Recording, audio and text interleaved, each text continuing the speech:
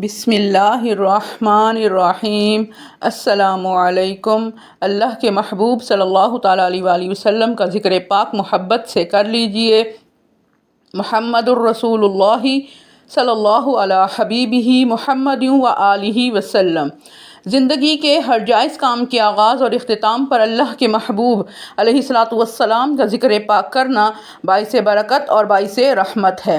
سیرت رسول عربی صلی اللہ تعالیٰ علیہ وآلہ وسلم قدم بقدم آج ہم اہل عرب کے بتوں کے بارے میں کیا عقیدہ تھا یہ سنیں گے۔ بتوں کے بارے میں کفار کا عقیدہ جو قرآن پاک میں بیان کیا گیا ہے، اس کی وضاحت یہ ہے کہ وہ سمجھتے تھے کہ ہر کام کے لیے کوئی نہ کوئی خدا ہونا چاہیے۔ کوئی تخلیق کا کام کرے، کوئی خدا رزق رسانی کی ذمہ داری سنبھالے، کوئی خدا بیماروں کو صحت دے، کوئی مفلوق الحال لوگوں کو غنی کرے، کوئی کمزوروں کو طاقتور بنائے۔ کسی خدا کی ذمہ داری جنگوں کا فیصلہ کرنا ہو، کسی خدا کی ذمہ داری شکست سے دوچار کرنا اور کسی کو فتح سے ہمکنار کرنا ہو۔ کوئی خدا بارش برسانے والا بھی ہو، کوئی کھیت اگانے والا ہو اور کوئی اولاد دینے والا معاف کیجئے، کوئی خدا زمین کے ہر حصے پر تغیر پذیر احوال پر نظر رکھنے والا بھی ہو، اور کوئی خدا عالم بالا کے نظم و نسق کو برقرار رکھنے والا ہو۔ ان کے نزدیک یہ بات عقل کے خلاف تھی کہ ایک ہی ذات ان تمام متضاد قسم کی ذمہ داریوں اور فرائض کو انجام کیسے دے سکتی ہے، اور ان کا سب سے بڑا اعتراض جو اللہ تعالیٰ کی ذات پر تھا، جس پر وہ اسلام کو قبول نہیں کرنا چاہتے تھے، وہ اعتراض تھا کہ قیامت کے برپا ہونے پر وہ کہتے تھے کہ جب ہم مٹی میں مل کر مٹی ہو جائیں گے اور سینکڑوں نہیں بلکہ ہزاروں صدیاں بیت جائیں گی اور ہوا کے جھونکے ہماری خاک کے ذروں کو بھی عالم کی وسعتوں میں بکھیر دیں گے، تو پھر ان کو جمع کرنا، پھر ان میں روح پھونکنا اور پھر ان کو جواب دہی کے لیے اپنے سامنے پیش کرنا، کیا عقل سلیم ان انہونی باتوں کو تسلیم کر سکتی ہے؟ اور جو شخص ان محال باتوں پر ایمان لانے کی دعوت دیتا ہے، کیا ہم اس کو اپنا رہبر تسلیم کر لیں؟ یہ ناممکن ہے۔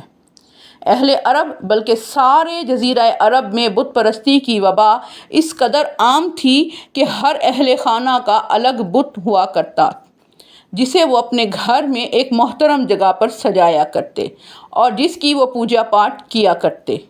ان میں سے اگر کوئی شخص سفر کے لیے جاتا تو اپنے بال بچوں کو الوداع کہنے کے بعد آخری کام وہ یہ کرتا کہ گھر سے نکلنے سے پہلے وہ اس بت کو تبرک حاصل کرنے کے لیے چھوتا، اور جب سفر سے واپس آتا تو سب سے پہلا کام وہ یہی کرتا کہ اس بت کی خدمت میں حاضر ہو کر آداب بندگی بجا لاتا، اور اگر وہ سفر کے دوران کسی جگہ پر قیام کرتا تو ارد گرد بکھرے ہوئے پتھروں میں سے 4 پتھر چن لاتا، ان میں سے جو سب سے خوبصورت ہوتا اس کو وہ اپنا رب مان لیتا، اور باقی 3 پتھروں سے وہ اپنا چولہا تیار کرتا۔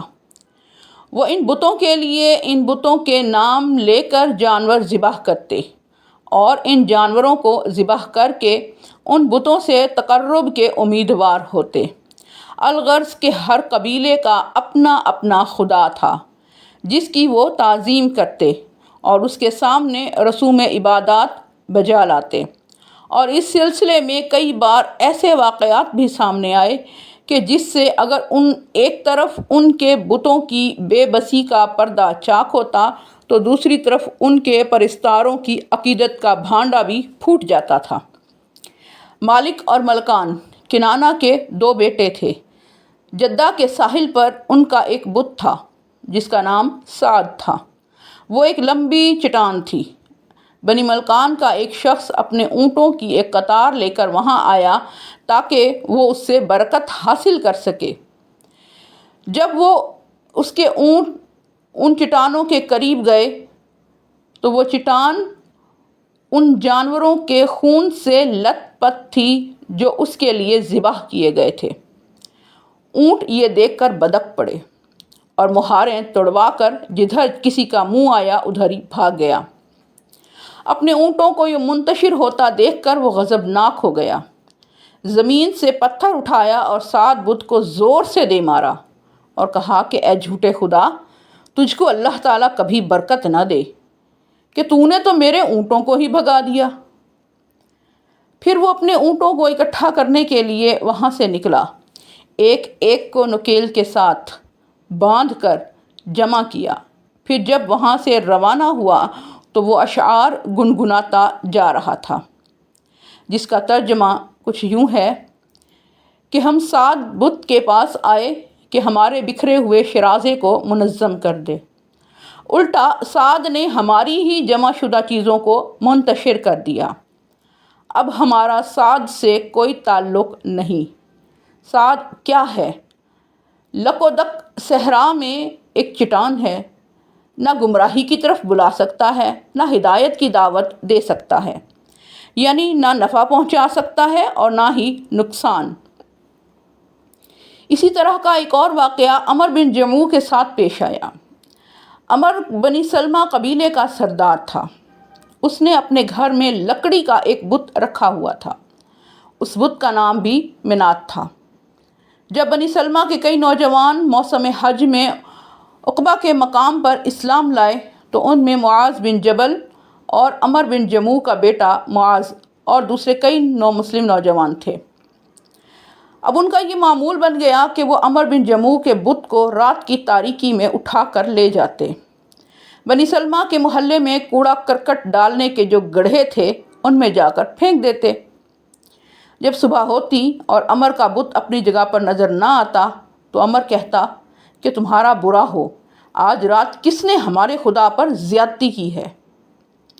پھر وہ اس بت کی تلاش میں نکلتا، کسی گڑھے میں سر کے بل اوندھے پڑا ہوا ملتا، اسے وہ اٹھا کر گھر لے آتا، اس کو دھوتا، صاف کرتا، خوشبو سے معطر کرتا، پھر ساتھ میں یہ بھی کہہ دیتا کہ اے میرے خدا، اگر مجھے معلوم ہو جائے کہ تیرے ساتھ کس نے یہ بے ادبی کی ہے تو میں اس کو ذلیل و رسوا کر کے چھوڑ دوں۔ کئی رات ایسا ہوتا رہا۔ پھر ایک دن وہ اپنی تلوار لے آیا اور اپنے بت کی گردن میں لٹکا دی اور اسے مخاطب ہو کر کہا کہ بخدا، میں نہیں جانتا کہ تیرے ساتھ رات کے وقت میں کون گستاخی کر جاتا ہے۔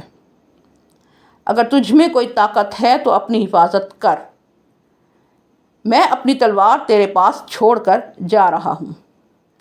وہ رات کو سو گیا۔ ان لوگوں نے تلوار سمیت اس کے بت کو وہاں سے اٹھا لیا اور پھر ایک مرے ہوئے کتے کو ایک رسی لے کر اس کے ساتھ باندھ لیا۔ پھر ایک غیر آباد کنویں میں جہاں نجاستیں ڈالی جاتی تھیں وہاں پھینک آئے۔ عمر اٹھا، صبح اپنے بت کے پاس گیا تو بت موجود نہیں تھا۔ اس کی تلاش میں نکلا، اس کو ایک غلیظ کنویں میں منہ کے بل اوندھا گرا ہوا دیکھا۔ اس حالت میں دیکھا کہ ایک مردہ کتا اس کے ساتھ بندھا ہوا ہے۔ جب اس نے اپنے معبود کی یہ حالت دیکھی تو اس کی آنکھوں سے غفلت کے پردے اٹھ گئے۔ نوجوان مسلمانوں نے جب اس کو اس کے بے جان معبود کی بے بسی کی طرف متوجہ کیا تو اس نے کفر و شرک سے توبہ کی اور اسلام قبول کر لیا تھا، اور اسی وقت اس نے اپنے جذبات کا اظہار ان اشعار میں کیا تھا، جس کا ترجمہ یہ ہے کہ بخدا، اگر تو خدا ہوتا تو کتے کے ساتھ ایک رسی میں بندھا ہوا کنویں میں نہ پڑا ہوتا۔ سب تعریفیں اللہ تعالیٰ کے لیے ہیں جو سب سے بلند ہے، احسان کرنے والا ہے، نعمتیں بخشنے والا ہے، رزق دینے والا ہے اور صحیح دین عطا کرنے والا ہے۔ وہی ہے کہ جس نے مجھے اس سے پہلے کہ میں قبر کی اندھیریوں میں رکھ دیا جاؤں مجھے کفر سے نجات دی، اپنے نبی احمد صلی اللہ تعالیٰ علیہ وسلم کے ذریعے جو ہدایت یافتہ ہیں ان کے ذریعے ہدایت دی۔ اس قسم کے متعدد واقعات ہیں جو ابو المنذر الکلبی نے اپنی مشہور تصنیف کتاب الاسنام میں درج کیے ہیں۔ سیرت رسول عربی صلی اللہ تعالیٰ علیہ وسلم قدم بقدم جاری ہے۔ محمد الرسول اللہ صلی اللہ علی حبیبہ محمد و آلہ وسلم۔